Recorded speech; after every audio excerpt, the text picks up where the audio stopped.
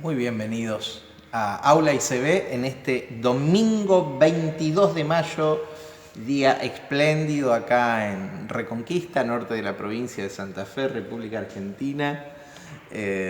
Vamos a ir dando un tiempo para que se vayan sumando algunos hermanos. Ustedes saben que el material queda colgado en la red, en mi Face, en el muro, así que ustedes pueden recurrir a él cuando ustedes quieran. Acá estamos con Martín, estamos con Daniel, estamos con Miguel compartiendo. Y veo ahí que están empezando a aparecer en el aula. Vamos a empezar con el repaso habitual, cosa que ya cuando estemos metiéndonos en la clase de hoy, ya tengamos avanzado algunos alumnos en la clase virtual, ¿sí? ¿Cómo estás, Juan? Juan dice saludos y bendiciones para todos. Gloria dice saludos y bendiciones. Gloria desde acá, desde Reconquista. Te bendigo, Gloria. Gracias por el interés tuyo de qué pasó que no salió oración por la mañana. Bueno, sucedió que desde el lugar donde estaba en Santa Fe era difícil salir, entonces opté por no hacerlo la semana pasada. Vamos a ver esta semana, ojalá pueda hacerlo.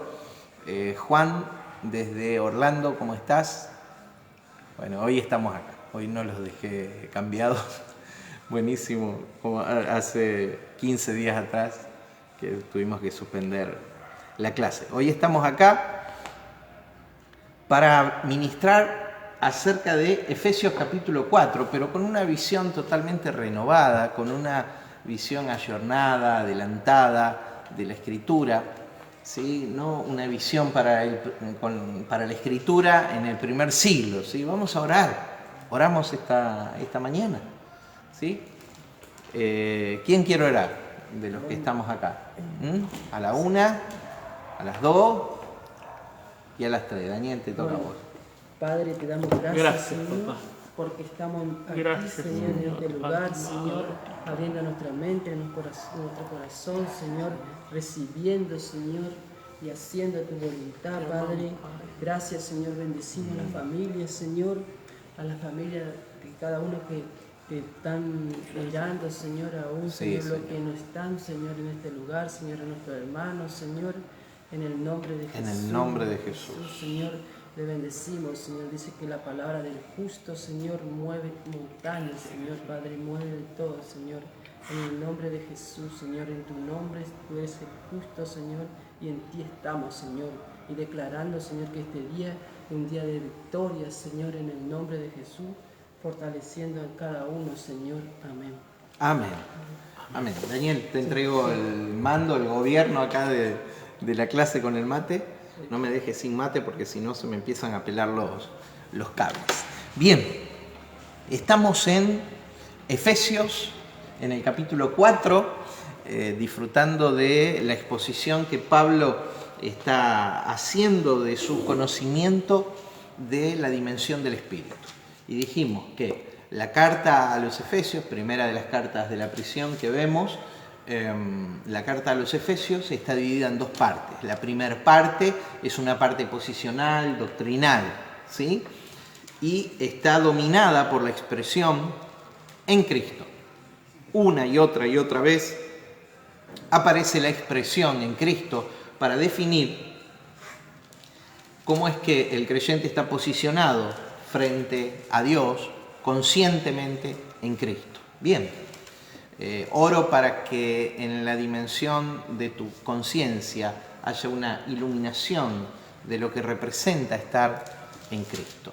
En segundo lugar, desde el capítulo 4 en adelante, la segunda parte de la carta a los Efesios, tenemos la parte práctica. La primera parte, la parte posicional, la segunda parte, la parte práctica. La parte práctica de la vida en función a la posición que tenemos en Cristo, entonces, cómo manifestamos, cómo nos movemos en nuestra propia vida. Nuestra vida que ya no es nuestra, A ver, ¿cómo? Nuestra vida, que ya no es nuestra, que ya no nos pertenece. Porque nuestra vida le pertenece a Cristo Jesús por capital de redención. Recuerdan capítulo 1, verso 7, en quien tenemos redención por su sangre, el perdón de pecados según la riqueza de su gracia. Y ya no somos nuestros, ahora le pertenecemos a Él. Y le pertenecemos a Él, ¿para qué? Con un propósito muy claro, y esto tiene que ver con la segunda mitad de la carta a los Efesios, con el propósito de manifestar la vida de Cristo, con el propósito de manifestar la vida de Cristo hoy. Porque nosotros decimos, Cristo vive. ¿Quién dice Cristo vive?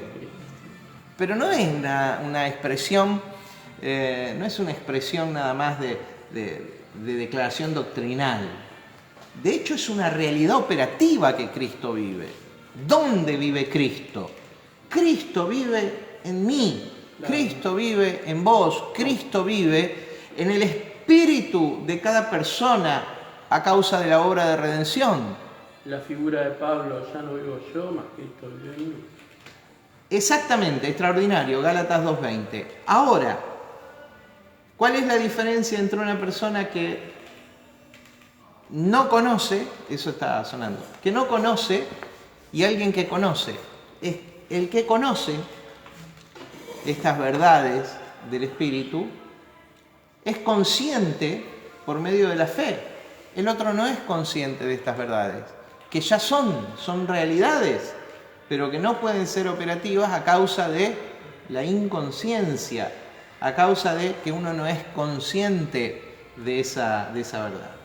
A todos los que hemos despertado por medio de la fe a la dimensión del Espíritu y empezamos a ser conscientes de esa verdad, de la vida de Cristo a través de nosotros, lo que va a responder el apóstol Pablo en la segunda mitad de la carta a los Efesios es cómo es esa vida, cómo se manifiesta esa vida entre los hombres, cómo se manifiesta la vida de Cristo entre los hombres, ¿sí? Y él empieza en el capítulo 4 a hablar de la unidad que está hecha en la iglesia, ¿sí? En ese cuerpo físico, material y visible de Cristo en la tierra. No es un cuerpo místico como nos dice la teología, no es un cuerpo etéreo, espirituoso, es un cuerpo, porque la expresión para cuerpo ahí es soma, es un cuerpo, y cuando hablamos de cuerpo hablamos de algo físico, material y visible. Entonces, ¿cómo es el soma de Cristo hoy? ¿Cómo es el cuerpo físico, material y visible? ¿Cómo es la iglesia de Cristo hoy? ¿Y qué propósito tiene? Diga unidad. ¿Por qué unidad? Dijimos que la iglesia es la esposa y como esposa posee matriz. La matriz es el lugar donde se engendra la vida y se desarrolla antes del nacimiento. Lo que en este mundo nacerá del diseño de Dios, nacerá a partir de una iglesia que concibe al Cristo para las naciones, ¿sí? Que concibe al Cristo para este mundo, que da a luz al Cristo para este mundo. Bien, entonces, lo que no sea realidad en la iglesia de Cristo, difícilmente llegue a ser realidad en el mundo todo. Porque como Dios es, los que portamos la esencia del Cristo y somos conscientes de aquello, somos. Diga unidad. Unidad es uno de los atributos de Dios, una de las cuestiones que definen a Dios. Uno, unidad. Dios es uno. Dios es uno. Entonces, ¿cómo somos nosotros? Pero ahí estamos. Ahí estamos en riñas, en conflictos, en peleas, en divisiones, en tirones, yo soy de este, yo soy de aquel, yo esto, yo lo otro. Mal. ¿Por qué? Porque no entendemos el diseño de Dios y el propósito de Dios. Diga, el poder del uno. Por eso, Juan lo puso en blanco y negro a esto, lo puso en claro oscuro, lo puso en contraste. El que no ama a su hermano que ha visto, ¿cómo puede decir que ama a Dios a quien no ha visto? Porque la clave para amar tiene que ver con la capacidad de ver a Dios en el otro. La capacidad de ver a Dios en el otro. Unidad. Entonces hablamos de la unidad. Y desde el verso 1 al verso 6, ahí hay declaraciones de unidad. Y cómo estamos en el uno que es el todo y en todos. ¿Sí? Una fe, un bautismo, un Dios y Padre que es sobre todo. El uno, estamos en el uno, unidad. Y ahora lo que vamos a ver, vimos la dignidad del uno, del verso 1 al 6, vimos la victoria del uno, con el gran descenso que vimos la semana pasada, ¿se acuerdan? Jesús descendiendo a las partes más bajas de la tierra y lo que significa es Cristo yendo a la cruz. No es Cristo descendiendo al infierno, sino Cristo yendo a la cruz. Y por último, el propósito del uno. Hoy vamos a ver el propósito del uno. ¿Para qué? Para que después del verso 17 en adelante, después en la segunda mitad del capítulo 4, veamos cómo se manifiesta la vida de Cristo a través de nosotros. ¿Sí? Y ahí, bueno, muchísimas cuestiones prácticas, no que no las haya ahora cuando hablamos de la unidad, cuando hablamos del uno, hay cuestiones muy prácticas, pero sí nos preparamos a partir de la semana que viene cuestiones muy, muy, muy prácticas y operativas para manifestar la vida del Cristo en el que somos. Porque está de moda está de moda lo apostólico, ¿sí? Y tristemente lo apostólico que se instaló desde finales del siglo pasado a inicios de principalmente a inicios de perdió una oportunidad de traer una reforma en el pensamiento y en la estructura de la Iglesia. No digo que todo el movimiento apostólico, sino una gran parte, construyendo pirámides, ¿sí?, bajo el argumento de la paternidad. Mi hermano, hay paternidades ministeriales, pero una sola es la paternidad espiritual, es Dios. A ver si entendemos esto. Hay paternidades ministeriales, en las casas ministeriales hay paternidades, como lo hay en la familia, pero hay una sola paternidad espiritual, que es Dios y Padre de los espíritus, ¿sí? Como dice Santiago, como lo llama Santiago. Ningún hombre es padre espiritual. ¿Hasta dónde puede llegar? A una paternidad ministerial, ¿sí? A una paternidad que tiene que ver con la organización, con el momento, ¿sí?, de la obra. Pero la paternidad espiritual es exclusividad de Dios. Pero, bueno, esto es para entendidos. No tengo problema con aquellos que dicen otra cosa, solo que no habrán corregido la deficiencia que nos trajo o que le puso freno a todas las posibilidades y potenciales que el movimiento apostólico y profético tuvo en y desde la Iglesia. Bien. Y ahora está de moda, como estuvo de moda lo apostólico, y muchos nombres apostólicos y todas estas cuestiones, y referencias apostólicas, después estuvo de moda lo del reino. Nos apabullaron con expresiones que tienen que ver con el reino de Dios, y buenísima, la semántica buenísima. Pero si la semántica no va acompañada, si las palabras no van acompañadas de la vida de Dios, entonces no tiene significado. No tiene significado. O sea, pierden su capacidad de hacerse sustancia. Las palabras son esencia, son espíritu y son el canal para poder manifestar. Nosotros somos, a través de las palabras, el canal para poder manifestar. Pero las palabras se tienen que transformar, la esencia se tiene que transformar en sustancia, en algo físico, material, en algo visible. Y el reino de Dios puja desde el espíritu para transformarse en algo visible. ¿Qué es el reino de Dios? Mi hermano, nos han definido de muchas maneras el reino de Dios, nos han definido el reino a través de, es el gobierno de Cristo o de Dios en las vidas, está bien, pero yo quiero definirlo de una manera muy clara hoy, quiero definirlo de esta manera. El reino de Dios es nada más ni nada menos que la vida del Rey en y a través de nosotros. ¿Y quién es el Rey? Cristo, el ungido para ser Rey. El reino consiste en la vida del Rey en y a través de nosotros. El Rey y el reino son indivisibles. Indivisibles. Cuando Cristo estaba en su plenitud, en los días de su carne, en Jesús era el Rey y el reino, ambas cosas.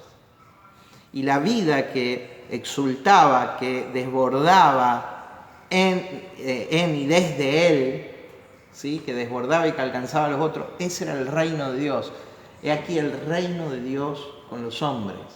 Entonces, Cristo es el Rey y Cristo es el reino. En otras palabras, la vida que nosotros portamos es el reino de Dios.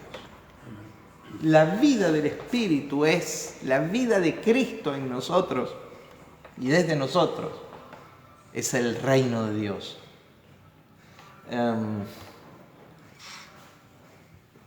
Estoy ajustando conceptos para que cuando entremos en el texto podamos saber de qué estamos hablando, ¿no? Y hoy vamos a ver en esta cuestión de la unidad el propósito del uno. Lo vamos a ver desde el verso 11 al verso 16 del capítulo 4 a los Efesios. El propósito del uno. Porque ya cuando entremos en el verso 17 lo que vamos a ver es definitivamente la vida del reino a través de nosotros. ¿Sí? Sí, Martín. Fuerte así sale. Digo, la vida del reino y del reino habita en nosotros. Ahora, hacerla funcional en nuestras vidas ya son dos cosas completamente diferentes. Porque si no suena muy irónico a veces decir, pero vos tenés la vida del rey y tus actitudes no reflejan para nada. Claro. Es como, claro. O sea, no la hacemos funcional. Entonces, ¿responsabilidad de quién es? Nuestra. Totalmente. Es más, cuando personas están diciendo, Dios, hace esto, aquello, te pido que hagas. ¿Dónde habita Dios? Adentro nuestro. Lo que vos no le permitas operativamente a Dios manifestar en tu vida, no va a venir al plano natural. Lo mismo sucede con la vida del rey y el reino a través de la iglesia. Lo que la iglesia, por eso... ¡Ay, qué dolor de cabeza! Por eso bendigo a los que han despertado a la vida del rey y el reino y el desafío de estar juntos, aunque más no sea con estas conexiones neuronales del internet, pienso esta gran red como una especie de cerebro, conexiones neuronales así entre diferentes partes en diferentes lugares. ¿Cómo estás, Vero? Por ejemplo, Vero desde el pueblo acá. Saludos, se me fue el nombre, Vero, por favor. Ahí donde estás, si me querés escribir. Que venga a comer cuando quiera algo. Sí. Gloria desde acá, desde Reconquista. Juan desde el hemisferio norte, otros desde diferentes. Trazar esa red de conexión y permanecer en ese vínculo donde nos podemos edificar y bendecir unos al otro. ¿Por qué? Porque la iglesia hoy, en rasgos generales, dista bastante. Fui muy leve. Dista muchísimo de lo que el siglo XXI necesita como la manifestación de Cristo, del Cristo operativo, ¿sí? Mi esposa la estoy viendo y dice buenos días y bendiciones. Pero bueno, en eso estamos. Estamos para vincularnos, para unirnos y ser responsables en manifestar este entendimiento y hacerlo operativo, hacerlo visible, tangible, objeto, materia. ¿Qué serían las cosas buenas que refleja adjetivos? Los adjetivos. ¿Por qué?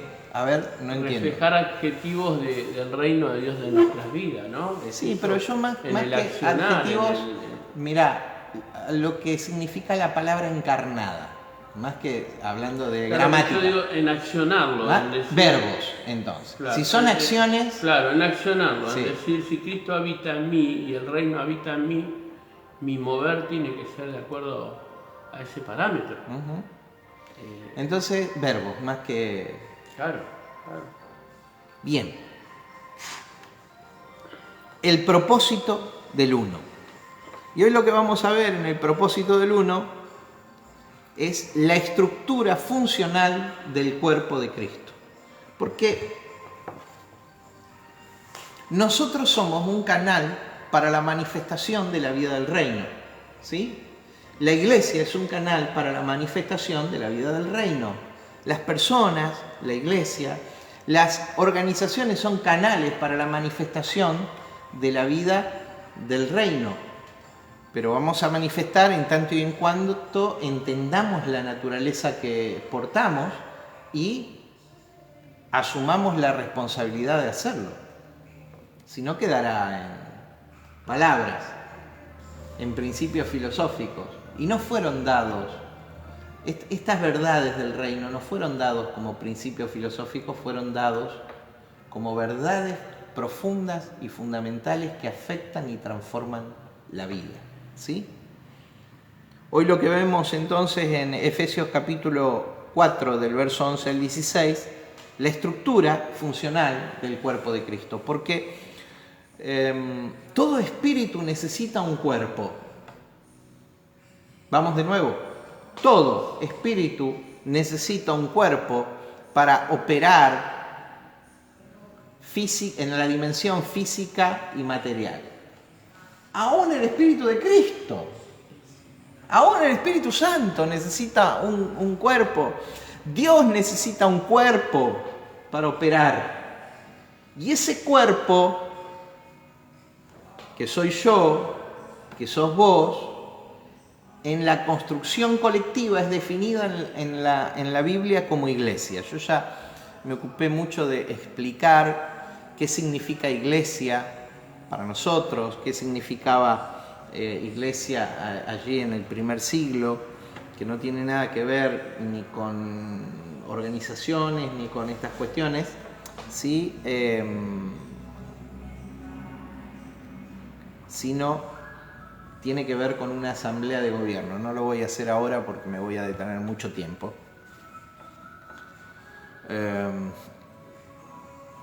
Efesios capítulo 4 del verso 11 al 16. Diga estructura, por favor. Estructura es importante. Algunos son reticentes a la estructura, algunos son resistentes a la estructura. ¿Por qué? Porque muchos hemos sido, de alguna manera, en lugar de favorecidos y empujados a la vida del espíritu a través de las estructuras ministeriales, los liderazgos, las organizaciones humanas, hemos sido frenados, repelidos, detenidos, cuestionados, lo que tiene que ver cuando la religión, ¿sí?, oxida, ¿sí?, impide y limita la vida del espíritu. Pero estructura es una buena palabra, porque hay un principio en la vida en general. Cuando vos observás la vida en cualquiera de sus formas, cualquier cosa viva, cualquier animal, cualquier cuestión que tenga vida, hay un secreto para sostener la vida. Y el secreto que sostiene la vida ahí tiene que ver con una organización. El principio natural es que todo organismo está organizado. Todo organismo está organizado. Y a esa organización del organismo nosotros le llamamos estructura. ¿Y la estructura puede ser la imagen de Cristo? La estructura tiene que ver con la forma que nosotros tomamos para manifestar la vida.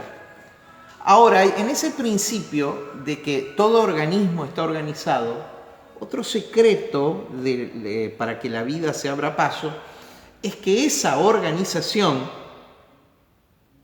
propicia, fomenta, promueve la vida que porta.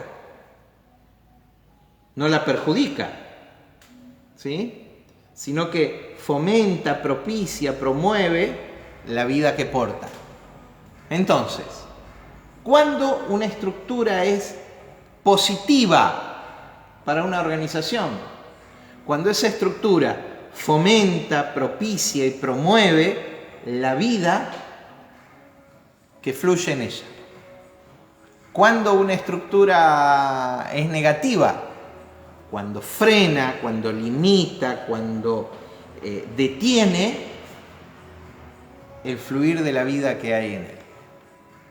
Entonces nosotros tenemos que animarnos a revisar y a ser críticos de puertas hacia adentro con las diversas formas de las estructuras ministeriales que hoy tenemos en el siglo XXI.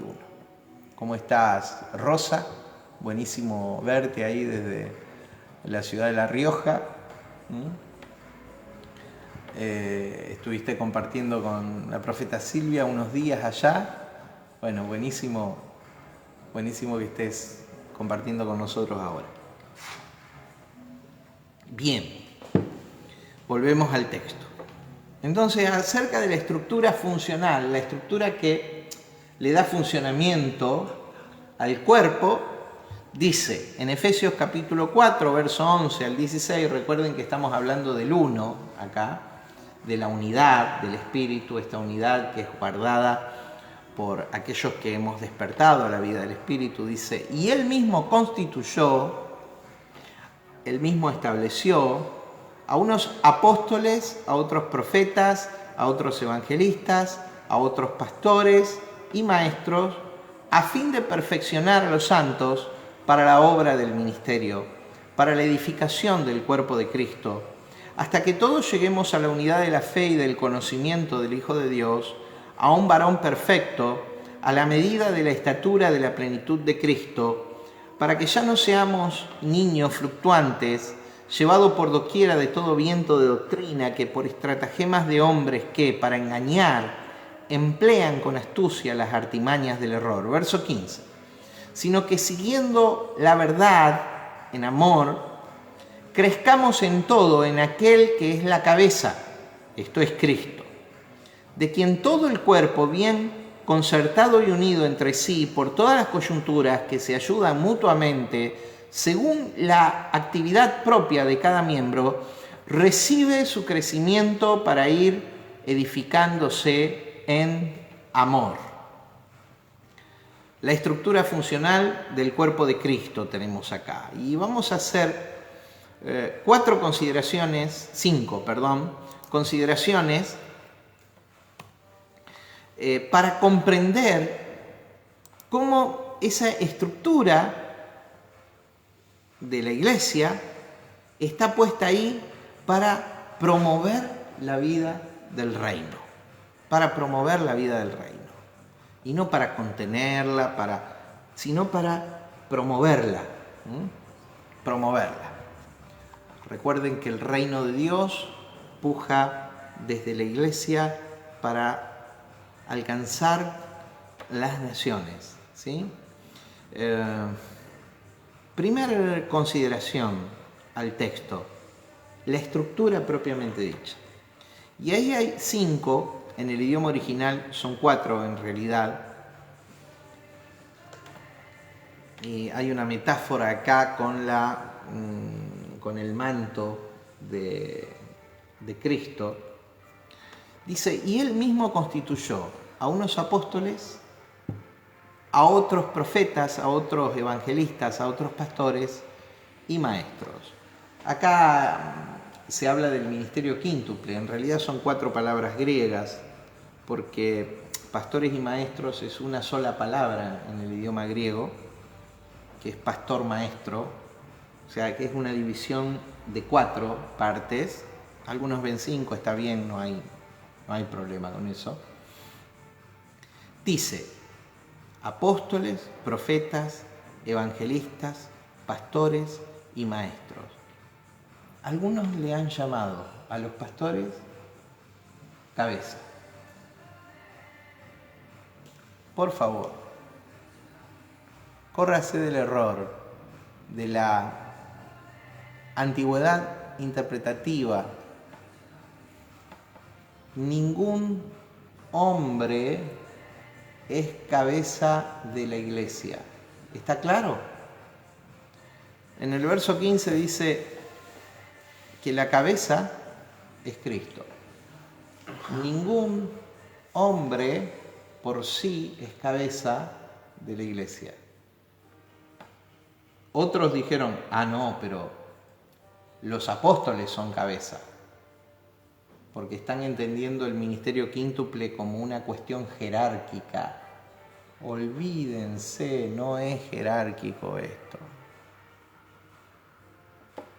Esto no es jerarquía, esto no es posición, estos son funciones. Esta es la estructura funcional del cuerpo de Cristo. No son jerarquías, no son cargos, no son niveles de autoridad. Vamos a tomar el extremo y vamos a compartirlo con el extremo final. ¿Cuál es el último del ministerio quíntuple? ¿Cuál es el último ministerio que aparece? Maestro. Maestro. El maestro, aquel que decodifica la escritura y la pone en el llano, en el pueblo, ¿no es cierto? La transmite con el propósito de enseñar. Bien. Un maestro tiene la particularidad del acceso a la escritura. Pregunto, un maestro y un apóstol. El apóstol dice, hay que hacer así. Y el maestro dice, mira, la escritura dice de esta otra manera. ¿Qué hacemos? Y miramos a Cristo. Excelente. Miramos a Cristo porque Cristo ahora, lavó los pies y cuando nos ponemos rótulos ya no queremos lavar los pies. Perfecto. ¿Qué hacemos? ¿Entendés? ¿Qué hacemos? ¿Dónde está la autoridad? Algunos dicen, no, pero el apóstol tiene autoridad. Escúchenme, hermanos. La autoridad está en la Escritura. Claro. La autoridad está en el Espíritu. La autoridad no está en un rótulo ni en un título. ¿Se entiende? La autoridad. Entonces, estos 5 o 4 funciones son sencillamente tareas desenvueltas en el reino. Naturales. Que fomentan la estructura, porque toda estructura trae orden. Y el orden es bueno. El orden da ventajas operativas. ¿Sí? Mi hermano Martín es cocinero, y de los buenos, lo hemos comprobado. ¿Se puede trabajar en una cocina desordenada? Imagínate ingredientes en una heladera para la elaboración de una carta en un comedor. Todos desparramados en todos lados. Claro. No podés trabajar directamente, tenés que saber. En esto del ministerio, hablábamos con un hermano, en esto del ministerio yo soy el cocinero. Tengo el ayudante y el bachero. El bachero no viene. Pero porque yo soy cocinero no puedo dejar de limpiar las cosas para cocinar. Las tengo que lavar. Me tengo que bajar de ahí arriba. ¿Por qué? Porque si no nadie come. Claro, pero en esto de los ministerios terminamos viendo, no, yo soy para esto, ¿no? Y no vino el que barre la vereda y yo no la voy a barrer y yo estoy para esto. Error total. O sea, entramos en un sistema y encima nos creemos la autoridad del ministerio. No le haga. ¿Me entendés? Porque después está el empujar de la gente. Recuerden que la gente también empujaba a Cristo para que Cristo haga otra cosa, no lo que Él tenía que hacer. Para que Él, en lugar de ir a la cruz, quedar solo como ese grano que cae en la tierra y muere, ¿sí? Y luego lleva mucho fruto, luego de morir lleva mucho fruto, luego de morir, no antes, lleva mucho fruto. La gente lo empujaba a otra cosa y Él evitó lo que las personas empujaban para cumplir su propósito, porque muchas veces lo que sucede en las congregaciones es que nosotros queremos ser y queremos que el ministro y queremos que, hermano, que Cristo brille en todo. Que Cristo brille en todo y en todos. Que sea Cristo la cabeza. No plantee jamás que la cabeza de un ministerio es un hombre, porque todo lo que ocupe el lugar de Dios, definido en la Biblia como idolatría, y uno de los males idolátricos de la Iglesia en su manifestación evangélica es la idolatría de los ministros, porque le dicen, son cabeza, ellos son la cabeza de la Iglesia. No, mi hermano, la cabeza de la Iglesia es Cristo. Y todo lo que ocupa el lugar de Dios está destinado a caer, de tapa a tapa en toda la Biblia. Entonces, usted no le haga eso a sus ministros, a quienes seguramente lo aman a usted. Amén. ¿Sí? Porque va a poner a sus ministros en una situación de la que va a tener que caer para que Cristo sea exaltado en todo y en todos. ¿Sí? Entonces, durante muchos años perseguimos y formamos parte del iglesismo en el peor de los sentidos. No es que la iglesia no sea un movimiento vigente hoy, hay algunos en el movimiento de plenitud que dicen eso, no es lo que yo sostengo. La iglesia ocupa un lugar central en la revelación de la persona de Dios, pero no como está expresada masivamente hoy. ¿Sí? No como está expresada masivamente hoy, donde le han dado el lugar de Cristo a los ministros. No. El ministro, vos, yo, cada uno de nosotros, todos los que despertaron hasta hoy, todos los que pretendemos servir al reino, somos un puente, ¿sí? Somos una puerta para que las personas lleguen a Cristo y para que el mundo reciba el reino de Dios, ¿sí? Pero no somos cabeza. y él mismo constituyó unos apóstoles, a otros profetas, a otros evangelistas, a otros pastores y maestros. Algunos dicen que no hay ni apóstoles ni profetas en el día de hoy. Yo brevemente voy a mencionar una línea de argumentación. Hoy hay apóstoles y profetas, pero los que dicen que hay tienen razón, y los que dicen que no hay, Martín, también tienen razón. ¿Cómo que tienen razón uno y los otros y se oponen?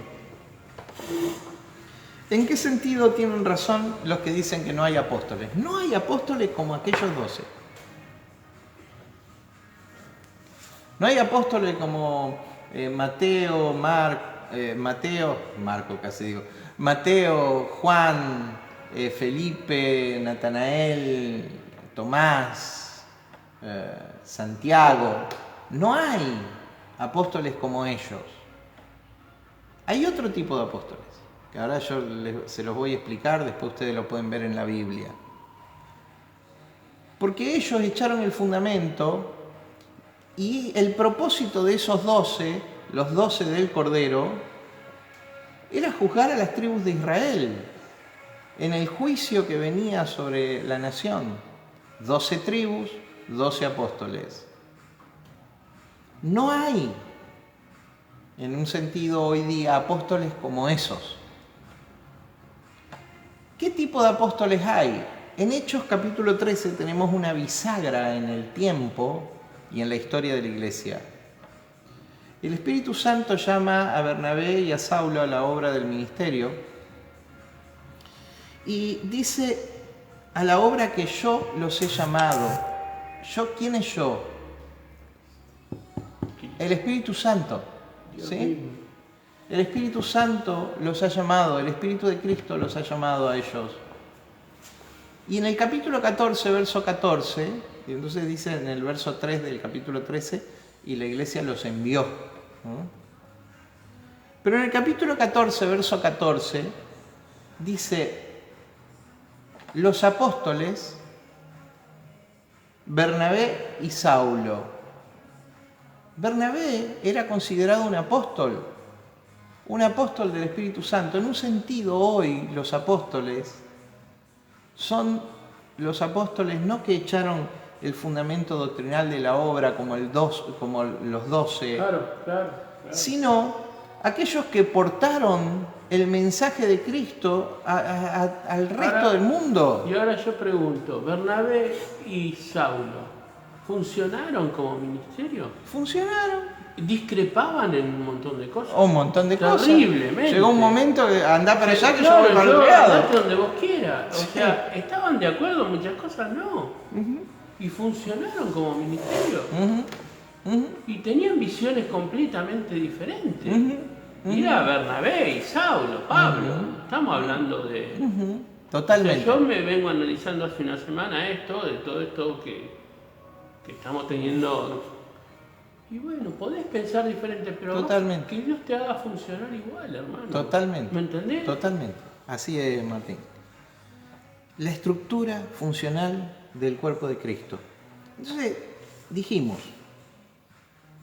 en un sentido, no hay apóstoles que hoy echen el fundamento doctrinal, otro fundamento que no sea Cristo, pero hay apóstoles como Bernabé y Saulo, Pablo, como otros, porque apóstol significa enviado, como otros que recibieron comisionamiento apostólico, como Timoteo, como Tito, comisionamiento apostólico para funcionar en una región, para tareas específicas entre la organización iglesia, ¿sí?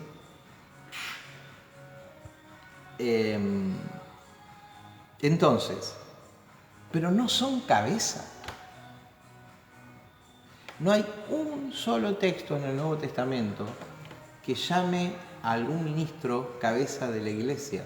Me gusta más instrumento. Porque la cabeza me gusta es más Cristo. Instrumento de Dios, sí, para predicar las nuevas que... Hoy, en la dimensión plenitud, que alguien diga: yo quiero ser pastor, Hermano, funcione. Claro. Y quiero decir algo desde lo muy profundo del corazón.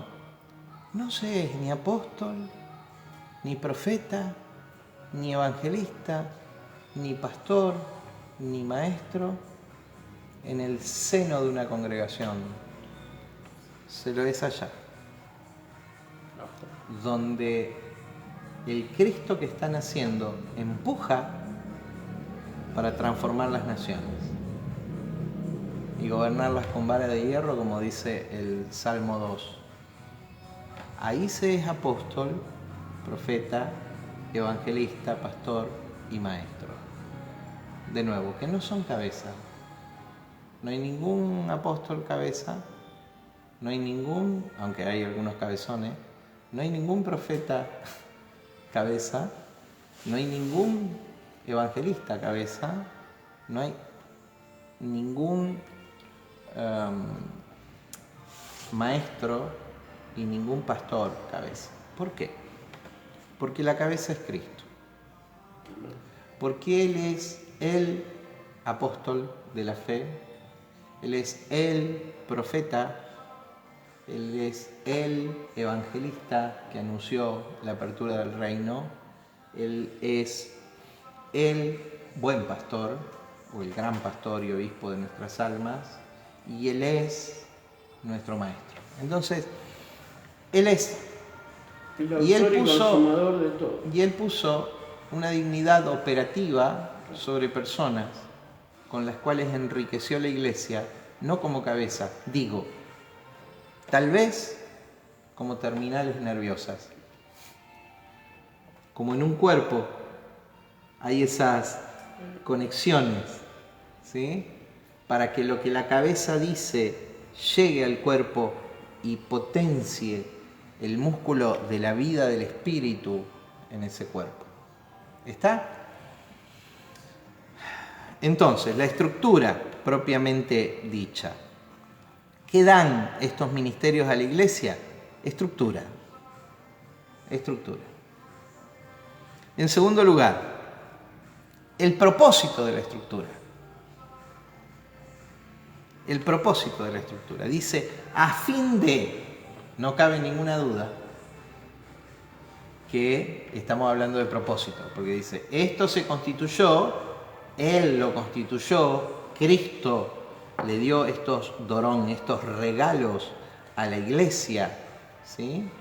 Estos hombres dones, estos hombres funcionando operativamente en estas funciones para el cuerpo, para fomentar la vida del espíritu.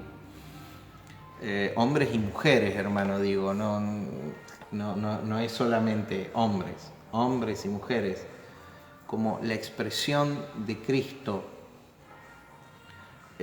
a fin de, con un propósito. Entonces, el propósito de la estructura. ¿Cuál es el propósito de la estructura? Por eso, toda estructura que no fomente este propósito tiene que dar lugar a una nueva. No fomente la vida de Cristo a través de las vidas, tiene que dar lugar a una nueva. Dice, a fin de perfeccionar, hacer operativo, ¿sí?, lo que ya es verdad en el espíritu de los hermanos, a fin de perfeccionar a los santos para la obra del ministerio. ¿Vos estás completo?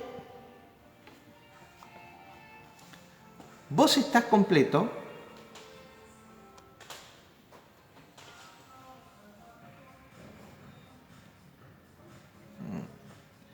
Vos estás completo en Cristo, pero tenés que funcionar completo en Cristo.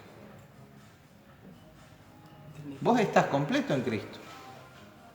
Pero si estás completo en Cristo y tenés un sistema de creencia o adherís a un sistema de creencia deficiente, que vos creés que el pecado hoy todavía te puede dañar, que el diablo todavía te puede hacer una toma de karate o de judo y te puede dejar en el costado del camino. Si vos tenés una fe disminuida en ese sentido, en cuanto al peso específico de la obra de Cristo.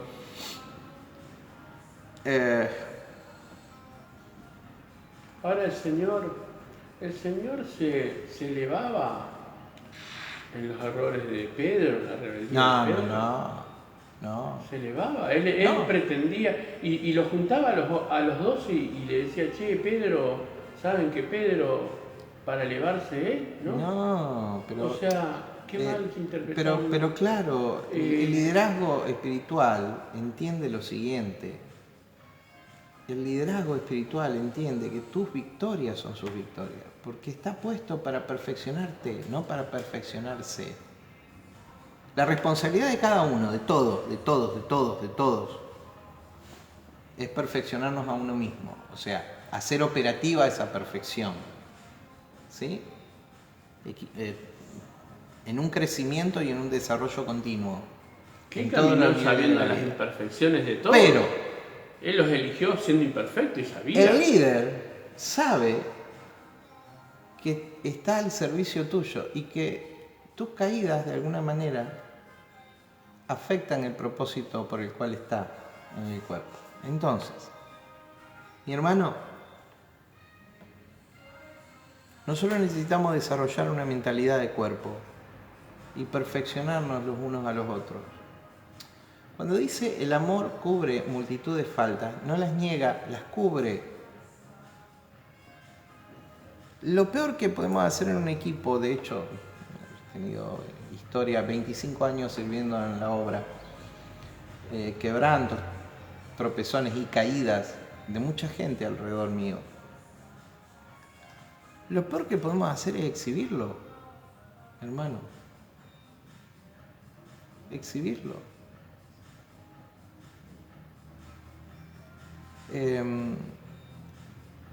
A fin de perfeccionar a los santos para la obra del ministerio. La obra del ministerio, ¿quiénes la hacen? Nosotros. Los santos. Los santos son las puertas del reino. Pero después está el iglesismo, que durante años, ese mismo que le dijo a los pastores que eran cabeza, y después les dijo a los apóstoles que eran cabeza, y a algunos profetas y a algunos maestros. Ese iglesismo, esa desviación de la iglesia, deformación de la iglesia, esa iglesia oxidada, anquilosada, antigua, iglesia del siglo I, no útil para el propósito de Dios en este tiempo, esa iglesia antigua preparó a la gente para servir adentro de las congregaciones. Y sí hay que ordenar un salón, y sí hay que preparar, y sí hay que ministramos la alabanza, y sí... pero ese no es el ministerio. Y sí soltamos una palabra, pero ese no es la obra del ministerio. La obra del ministerio es dar a luz a Cristo en las naciones. No es construir una organización interna. Mi hermano define el iglesismo y cómo funciona a través del entusiasmo diciendo la iglesia manija, por una expresión muy argentina, cuando decimos manija significa corto, o sea, nos quedamos cortos. Cuando caímos en una iglesia que solo funciona por inflarte motivacionalmente y no por la revelación de Cristo. Entonces, como la obra del ministerio es cantar, hay una fila de gente aspirante al grupo de alabanza. Como es predicar, hay una fila de aspirantes a predicar. Como es el servicio y hermosear hay una fila. La obra del ministerio es en el mundo, no en los salones. Y a reflejar a Cristo. La obra del ministerio es en tu trabajo, la obra del ministerio es en tu familia, la obra del ministerio es en tu empresa, La obra del ministerio es en tu día a día, porque hay que materializar el reino de Dios. José, cuando el Señor le pregunta, imagino yo las controversias que habrá tenido Pedro con todos los demás, ¿no? Cuando le pregunta 3 veces, Pedro, ¿me amas? No le preguntaba, Pedro, ¿me amas solo por los sentimientos, por las acciones de su vida? ¿Me entendés? Martíncho, y yo hablo de mi experiencia en una etapa de iglesismo, en una etapa de niño fluctuante. En donde la demanda por la gente era lunes iglesia, martes iglesia, miércoles iglesia. El concepto está bien, está mal la práctica de eso. Seamos iglesia en nuestra vida diaria, en la empresa, en el negocio, en la familia, en las relaciones. Ahí seamos iglesia. En el ámbito donde nos movemos. En el desarrollo no, que queremos. Mirá, no en el congregarse. Claro. Todos los días. Si vos le ponés la demanda a la gente que todos los días tiene que estar en el salón, en las actividades de la congregación, orando en una reunión de oración diaria, claro, tomando clases 5 veces a la semana y...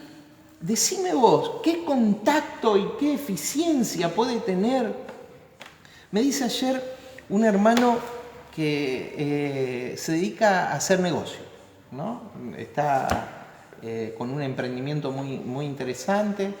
Me dice, pero este tiempo nosotros no vamos a estar tan presentes en las actividades, pero gloria a Dios. Vos estás ministrando el reino de Dios ahí en el lugar donde estás. En tu negocio, con tus clientes, con tus proveedores, vos no te sientas que estás distante. Otro hermano, eso fue a la tarde, a la mañana, otra conversación con un hermano, le digo, es bueno vernos, pero no lo veo tan seguido, pero le digo, es mejor cuando sabemos que estamos en el lugar donde tenemos que estar, haciendo lo que sabemos que tenemos que hacer. Y no es la congregación, es en el día a día. ¿Qué estoy haciendo? ¿Una apología de no congregarse? Todo lo contrario, no. Nos congregamos para recibir dirección y para dar. Principalmente para dar. Para dar. Después, la adoración y la alabanza vino a ser música cantada. ¡Error! ¡Nunca! La adoración fue música cantada. La adoración es una vida rendida. ¿O qué cantó la mujer con el alabastro? Después hicieron María en la aldea de Betania. ¿Qué cantó? ¿Cantó? No, adoró. ¿Cómo? Con un perfume. Y después hicieron 1000 canciones. Parece que se cantó. No se cantó. Entonces, adoración no tiene que ver. Adoración tiene que ver con entrega. Con acción. Y la más pura adoración es entregarse. Claro. Entregarse. Mira, ¿por qué la ofrenda es adoración? ¿Y por qué es dar? Porque es entregarse. Vos no estás entregando de lo que te sobra, vos estás entregando de vos. Y me hizo un planteo un hermano ayer, me dice, ¿viste la iglesia fulana? Todo el mes estuvo de campamento, con los jóvenes, con las mujeres, pum, pam, pum. ¿Y nosotros qué somos? ¿Extraterrestres? ¿Que no podemos darle esa actividad a la gente? ¿Por qué miramos para afuera y no miramos al otro? ¿Por qué no miramos nosotros por lo que podemos nosotros hacer? ¿O estamos imposibilitados? Hermanos, pero nosotros no tenemos una iglesia que, esto hay que rectificar, para meter la gente adentro de la congregación. Nosotros tenemos una iglesia para meter la congregación adentro del mundo. ¿Se entiende? Sí, pero yo digo una actividad recreativa, una actividad edificante a un adolescente. No deja de ser, si los vamos a ministrar, no deja de ser edificante y productivo para un tiempo diferente y es parte de la obra. Claro. Pero ¿Por qué miramos para afuera y no lo miramos en nuestro potencial que se puede hacer? Bueno, cuando alguien me dice así, ¿qué digo yo? Hacelo, hermano. Claro. Así es. Hasta que todos, a fin de perfeccionar a los santos para la obra del ministerio, para la edificación del cuerpo de Cristo. Y usted me escuchó hasta el hartazgo, lo voy a solo mencionar. ¿Cómo se edifica Cristo? Cristo se edifica con Cristo. ¿Cómo se edifica Cristo? Con Cristo. Lo que de Cristo hay en mí, edificando a lo que de Cristo hay en vos. ¿Está claro? ¿Vos tenés de Cristo? Sí. Eso va para la edificación. ¿Tenés cosas que no son de Cristo? Va para... Claro que sí. Eso no sirve para edificar. Por eso las malas artes, la manipulación, todas estas cuestiones van para afuera. Sí. Apóstol. Sí. Yo lo que veo sería de la clase del uno, porque uno sería el cuerpo no puede estar dividido. Totalmente. El espíritu con el cuerpo, Somos uno. Uno. ¿Y qué es lo que pasa? Yo en mi trabajo soy uno en Cristo. Somos uno en Cristo, estamos en Cristo. Sí. Yo me manejo como Cristo, el otro se maneja como Cristo, el otro tiene que manejar como Cristo. Y en la iglesia nosotros lo que hacemos, edificamos realmente lo que Dios nos da en la semana realmente. Los días domingos venimos a adorarlo realmente, venimos a reconocer que Él es nuestro Salvador realmente. Que Él es Claro, pero el religioso entró en un sistema de creer que si el Dani se equivoca más seguido, a mí me levanta más la vida. No. Pero si el Dani lo encuentro tirado en un zanjón, eso es limitante. Yo soy mejor. Aprovecho saludarlo a Hernán Hernández, desde Colombia, creo. Amén, amado, dice Hernán, siga sin límites. Te bendigo, mi hermano. Gracias por tu mensaje. Seguimos.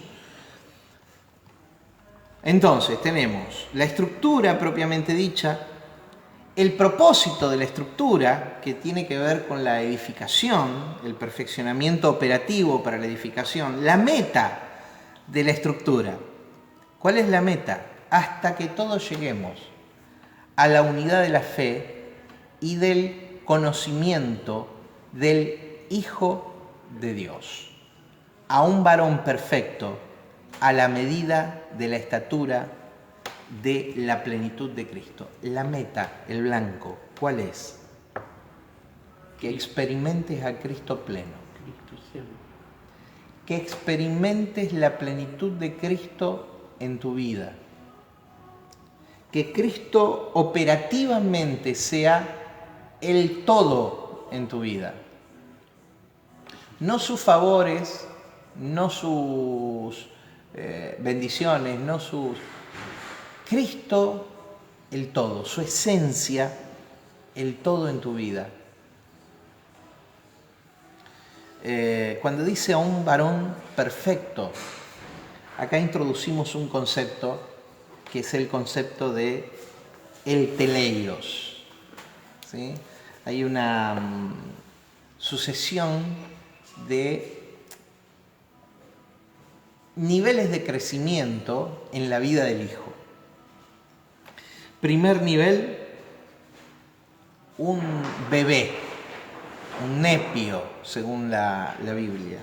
Segundo nivel, un niño, un tecnon, según la Escritura. Hijo, niño. Nepio, hijo, bebé. Tecno, hijo, niño. En tercer lugar, un huios, un hijo adulto. De hecho, cuando aparece la expresión hijo acá, usa la expresión huios. Hijo adulto que tiene todo el derecho a echar mano, a hacer uso de la herencia. Pero en cuarto lugar, la cúspide, la cumbre del desarrollo de la vida del Hijo en nosotros es el teleios, el Hijo perfecto. Ese Hijo que, según Mateo 5:48, dice: sed pues perfectos como vuestro Padre que está en los cielos es perfecto. Sed pues completos, sin que les falte nada. Entonces, ¿Cuál es la meta de aquello? La meta es que todos lleguemos a la unidad, diga unidad, a comprender que estamos en el uno y a funcionar en armonía en el uno. Todo esto que estuvimos diciendo antes, esto de Pablo y Bernabé, sus diferencias, sus conflictos, estamos en el uno. Y no se afecta esa unidad.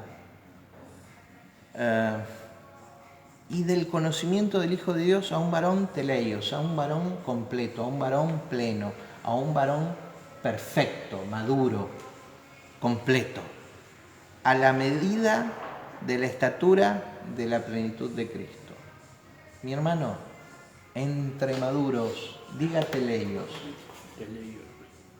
entre maduros, ni apóstol, ni profeta, ni evangelista, ni pastores, ni maestros. Entre teleios, entre maduros, hijos. ¿Lo entendés o no? Oro para que esa verdad te ilumine el espíritu. Amén. Vamos de nuevo. Entre varones, maduros. Varones y mujeres, ¿no? Estoy hablando varón porque es la expresión que aparece acá hablando de la vida del Hijo, la vida de Cristo en nosotros. En Cristo no hay hombre ni mujer, dice la Escritura también, ¿no? O sea, no hay esa diferencia. En Cristo, en el varón perfecto, en el varón maduro, entre varones maduros, gente que alcanzó la comprensión de plenitud, ni apóstoles, ni profetas, ni evangelistas, ni pastores, ni maestros, que hijos. Y juntos somos la vida del Hijo operativa en la tierra. ¿Y qué diferencia hay entre nosotros? De jerarquía ninguna, de capacidades ninguna, solo áreas que hemos desarrollado mejor en nuestra vida para manifestar mejor la vida del Cristo que nos habita. Pero entre hijos maduros, ni. Y vos mirá la conversión de Saulo en Hechos 9, cuando se integra a los apóstoles y terminan dándole una misión, después de una larga discusión y una larga controversia, ¿no?, de incredulidad, pero termina siendo el misionero más importante del Evangelio, ¿me entendés? Y sin embargo, no tenía chapa, no tenía un pasado cristiano. Yo difiero. Importante en un sentido sí, por lo abultado y la cantidad de los escritos que nosotros tenemos de él. En otro sentido no, porque el hecho de que no nos haya llegado la historia de otros no significa que Dios no haya cumplido propósitos extraordinarios. Y de hecho hoy sobre anónimos. Claro, eso es lo que iba a lo que vos decías, que somos todos iguales. Como él, desde su conversión, le delegan ir y predicar, anda, camina. Se arma el croquis, anda para allá y no hubo más conversación, andá y predicá de lo que viviste. No me imagino a Pablo diciéndole a Pedro, Pedro, ahora correte porque ahora yo... No, habrá sido... El conflicto de la estructura. La estructura propiamente dicha, verso 11. El propósito de la estructura, verso 12. La meta de la estructura. Entonces, en cuanto a entre los maduros, ni apóstoles, ni profetas, ni pastores, ni evangelistas, ni maestros. ¿Está? El conflicto de la estructura. ¿Cuál es el conflicto? Una vida inconsistente y débil es el conflicto. La vida del reino no puede ser inconsistente y débil. La vida del reino tiene que llegar a ser absolutamente sólida. Para que ya no seamos niños fluctuantes. ¿Cuál es el conflicto de la estructura? La estructura tiene razón de ser a causa de los niños fluctuantes. No la estructura que es cómplice de que la Iglesia todavía en el siglo XXI esté compuesta en su enorme mayoría de niños fluctuantes, porque le conviene a ciertas personas en el liderazgo que la masa sean niños fluctuantes. ¿Cuándo es un niño fluctuante? El niño fluctuante, ¿qué sucede con un niño que no sucede con un adulto, con un maduro? Y es manipulado. Dependencia. El niño depende.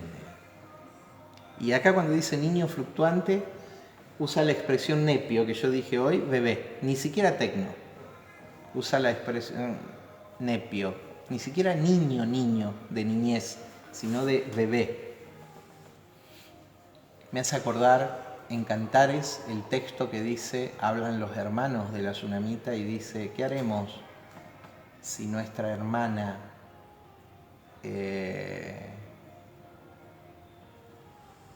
sea una mujer que no se le han formado los pechos? ¿A qué mujer no se le han formado los pechos? A una niña. ¿Se entiende? ¿No? Y dice, le edificaremos torre, la guarneceremos con placas de bronce en las puertas, o sea, la defenderemos como una ciudad para la guerra. Medios cuidas los hermanos de la Tsunamita. Bueno, pero eso básicamente están diciendo. Y después habla ella y dice, mis pechos son como torres. O sea, ella siendo niña se ve como una mujer desarrollada. Bueno, es la historia de la iglesia, hermano. Nosotros hoy padecemos una iglesia niña, una iglesia que se mueve por las sensaciones y que está expuesta a las manipulaciones de un liderazgo pervertido, de un liderazgo que cree que lo temporal es un objetivo, no lo eterno, que erra en algunas concepciones. No voy a desarrollar mucho esto, pero dice el texto de esta manera: para que ya no seamos niños fluctuantes, llevados por doquiera de todo viento de doctrina, de todo espíritu, básicamente, de todo pensamiento, ideas. Hoy una iglesia sensual, una iglesia dirigida por los sentidos. Yo vine a sentir la presencia. Pero ¿en serio que hay que ir a un culto a sentir una presencia? Bueno, al final lo voy a mencionar. Es imperioso, es imperativo que la iglesia migre del paradigma de presencia al paradigma de esencia. Lo explico al final. ¿Cómo puede ser que la gente se junte para sentir la presencia, que baje algo misterioso?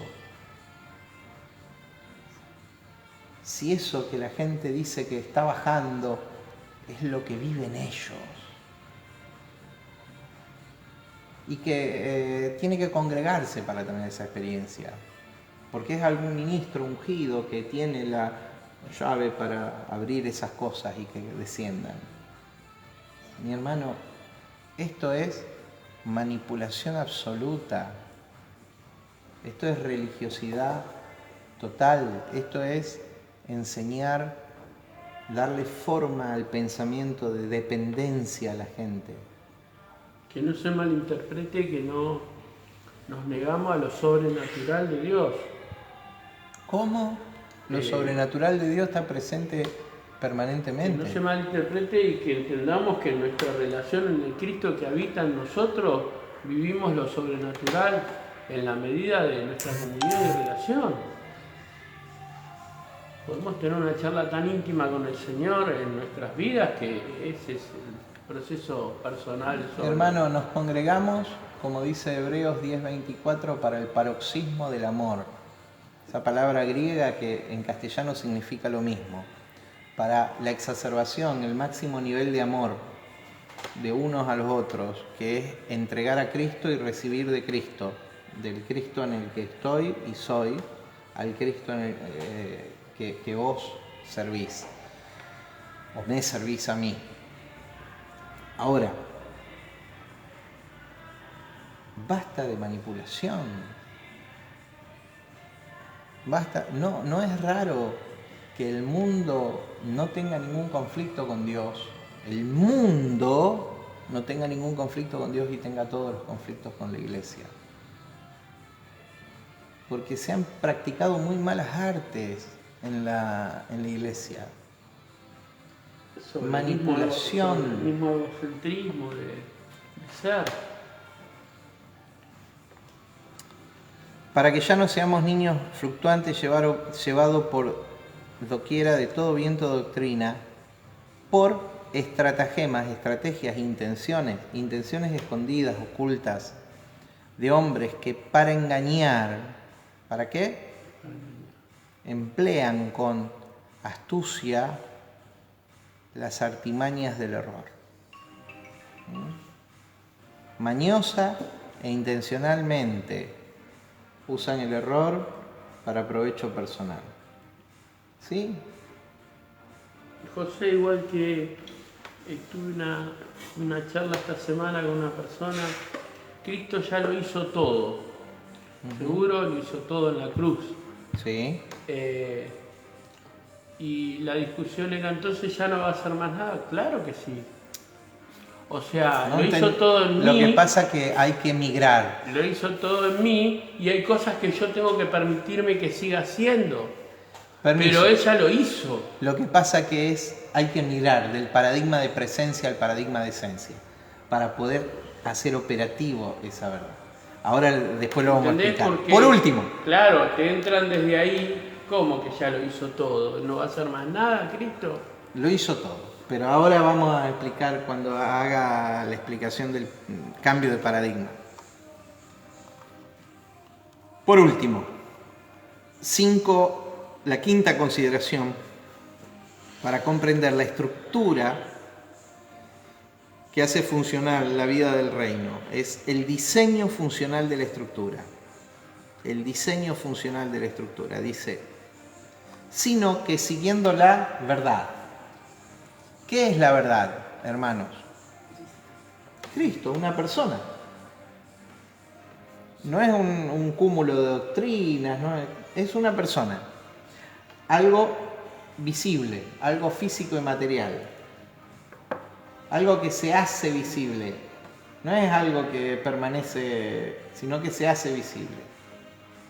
La vida de Cristo tiene que hacerse visible en nosotros. ¿Está claro? Vamos de nuevo. La vida de Cristo tiene que hacerse ¿qué? Visible en nosotros. Porque hay un principio, todo lo que somos se manifestará, se mostrará, se exhibirá, sino que siguiendo la verdad en amor. ¿Cómo es Dios? Amor. Listo. O sea, no necesitamos grandes explicaciones. Siguiendo la verdad en amor, crezcamos en todo, en aquel que es la cabeza. Esto es Cristo. ¿Para qué es esta funcionalidad? ¿Para qué son estas terminales nerviosas ministeriales? ¿Para qué una vez que dejamos la niñez y vamos a la perfección, a la adultez, a manifestar al Hijo perfecto, al varón perfecto, al teleios de Dios? ¿Para qué? Para funcionar de esta manera, recibiendo la vida de la cabeza, de quien todo el cuerpo, ¿yo qué soy? ¿Cabeza o cuerpo? Cuerpo. De quien todo el cuerpo, bien concertado y unido entre sí, por todas las coyunturas que se ayudan mutuamente, este cuerpo, según la actividad propia de cada miembro, recibe su crecimiento para ir edificándose en amor. Entonces, ¿cuál es la funcionalidad? ¿Para qué esta estructura?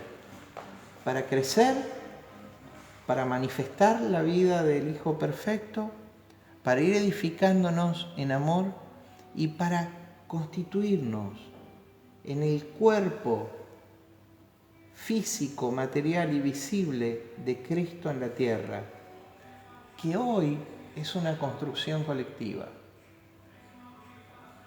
En los días de Jesús, Cristo habitaba en él, y eran los días de la carne de Jesús, de la expresión en carne. Hoy,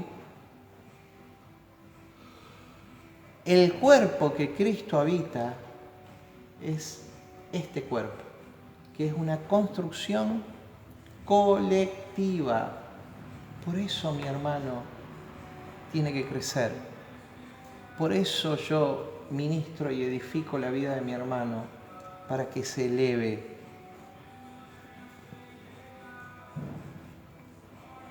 Es necesario que haya una migración de paradigma, un cambio. Que el paradigma antiguo de la presencia, amo tu presencia. ¿Cuántas canciones hay de amo tu presencia? Nosotros lo decimos, ¿cuántas veces?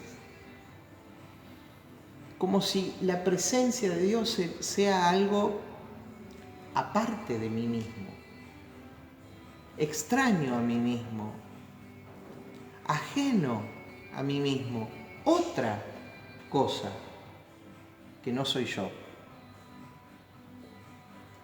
¿Por qué hay que emigrar del pensamiento de presencia a un pensamiento superior, a una construcción superior? Porque hoy Dios no se manifiesta aparte de nosotros mismos. Hoy Dios se manifiesta en y desde nosotros. Dios no es otro. Hay una fusión en la dimensión del espíritu entre Dios y vos.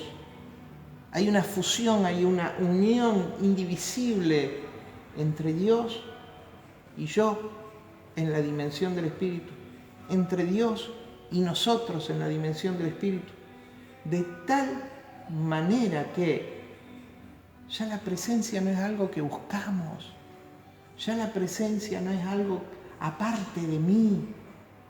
Ahora no hablamos de presencia, y lo separé intencionalmente, preesencia. Ahora hablamos de esencia.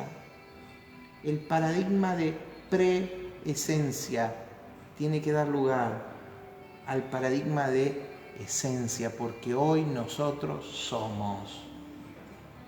Y Dios no es algo separado de nosotros. Dios es en nosotros y a partir de nosotros. Lo que vamos a ver desde el verso 17 en adelante es Dios en nosotros y desde nosotros. ¿Sí? Esa es la vida del reino. Ese es el reino real. Es la vida de Cristo en nosotros y desde nosotros. Y toda nuestra vida y toda nuestra energía tiene que estar puesta en materializar esa verdad tan profunda. Lo demás es entretenimiento. Y la verdad que no estamos jugando a la iglesia. Estamos siendo iglesia. Estamos siendo una expresión de la vida del Cristo resucitado, la vida de Cristo en y a través de nosotros. ¿Cómo vamos a hacer para quitar el paradigma de presencia con tantas canciones bombardeándonos que la presencia, la presencia, la presencia?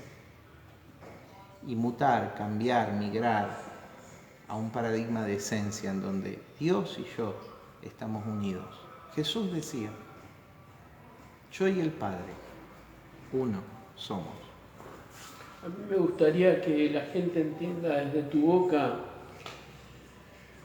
que nosotros no estamos despreocupados desde los problemas personales de cada uno que llega. ¿Cómo? Y que no tenemos el desinterés de trabajar en aquellas áreas, escuchando, porque eso de que ya no nos interesa la sanidad interior, ¿me entendés? Sí que estamos interesados y ocupados y queremos ocuparnos de trabajar porque todos vienen rotos de distintas formas, lo sabemos.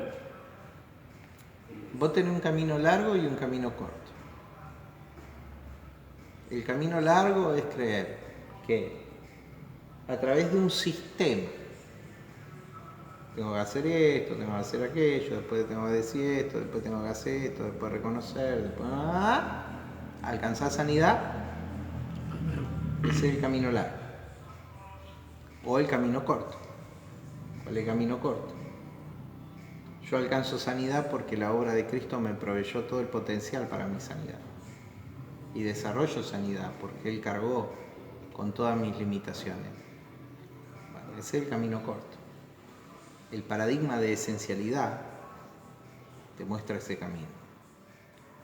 El de presencia te lleva por el camino largo. ¿Cómo no nos va a interesar? ¿Cómo no nos va a importar? ¿Y cómo no nos que la vamos gente a ocupar? sane? O sea, no es que le damos ese concepto que vos decís y bueno, está en vos, ¿no? He escuchado en una charla y no, es como, se tiene que autoayudar, ¿no? Sí. Hay líderes también, para eso es el trabajo de los líderes, ¿no? O sea, sí. Hay una desvirtuación total de muchas cuestiones que hablo, ¿sí? ¿No? O mala interpretación. ¿Entendés? Claro, es desligarme de lo que yo tengo que... No, sí hay líderes. Para escuchar, para gastar tiempo. De hecho, vos lo has hecho con este matrimonio. Eso es bueno que no malinterpreten. Migración en el paradigma. De pre-esencia o presencia, dicho todo junto, al de esencia. Hoy día, en la dimensión de plenitud, nosotros necesitamos entender, meditar, asimilar una forma de pensamiento que Dios y yo somos inseparables y que la presencia esa misteriosa, tanto que se ministra en las reuniones, está en nosotros, 24/7 de manera continua e ininterrumpida. ¿Sí? Mi éxito y mi fracaso está en mí, no en que, mi mamá, mi papá, mi perro, mi tío, mi tía, porque me hizo, me hace, porque no me atiende el teléfono. Oramos, ¿sí? Papá, en el nombre de Jesús, Señor, te amamos con todo nuestro corazón. Cada día entendemos un poco más, Señor, de esa esencialidad en nosotros. Señor, de ese Padre ser que se constituyó en la dimensión del Espíritu nuestro, impartiéndonos su vida. Espíritu de Dios, el deseo de nuestro corazón es manifestar claramente la vida del Cristo en el que somos y existimos, Señor. Por eso, Padre, yo te doy gracias por tu palabra y gracias porque ella nos conduce en ese camino de ida, de entendimiento, de iluminación, Señor, del Espíritu. Padre, para poder manifestar la vida del Cristo en el que somos y existimos. Te bendecimos, Padre. Te amamos. Señor, y todo nuestro esfuerzo, energía, Padre, está puesto en hacer operativos los principios tuyos. En el nombre de Jesús de Nazaret, deseamos materializar la vida tuya, Señor, en la tierra. En el nombre de Jesús. Amén. Amén. Amén. Vamos todavía. Y nos estamos viendo la semana que viene con otra aula ICB, la última del mes de mayo. El próximo domingo los veo ahí. Los bendigo, mis hermanos.